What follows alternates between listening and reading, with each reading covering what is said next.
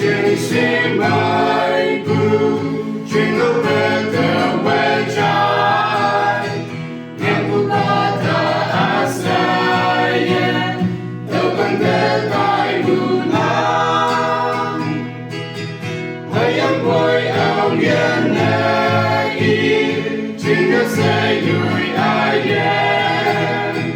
làm sẽ phản để phá la kê đi mà nơi ý nghĩ nào nằm ở trên đê yêu bé có non hãy em để trên đê em ngọt ngào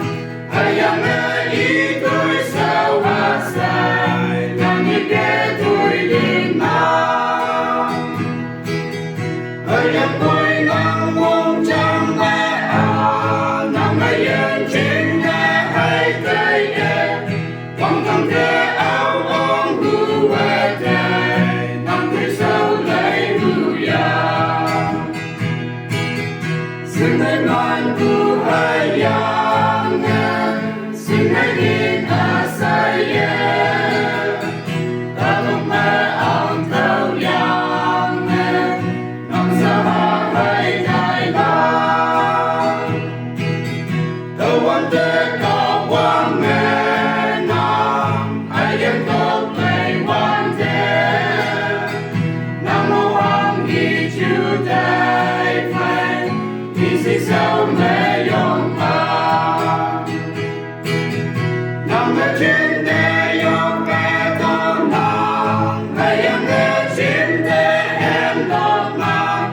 ai em nghe ý tôi sao hát say là những nghe tôi liền nàng ai em vui nắng mong trăng bé nằm ở yên trên đê hay tay em quăng thẳng thế áo ôm hư về thế nằm dưới sao lấy hư ya ai em trên kia mê yong vang và siêu san nè hay bay ya sẽ về yong em mong lo quan thế hay tay ta hãy cái chơi hay nào ba sẽ dùng mắt ba chim nè sẽ nằm ở yên thật sẽ yong vang ba chim nè nên lạc yang nằm ở trên đê yêu bé có nàng hãy em nghe trên đê em ngọt ngào hãy em nghe ý tôi sao hát say là như nghe tôi liền nào hãy em vui nắng muôn trăng bé nằm hãy em trên đê hai tay em